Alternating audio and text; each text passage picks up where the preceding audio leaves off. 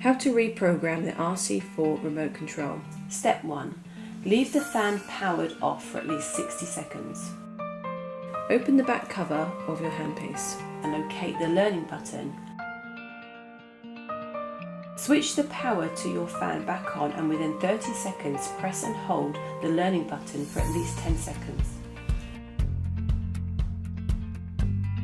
The fan and the light, if one is installed, will turn on after 4 seconds. The new handpiece should now be paired with the remote receiver. Turn the fan on using the remote and go through all the speeds to make sure it's working correctly.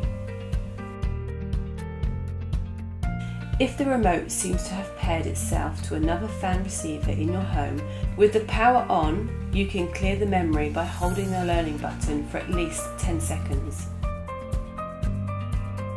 You will then need to go through the reprogramming process again from step 1.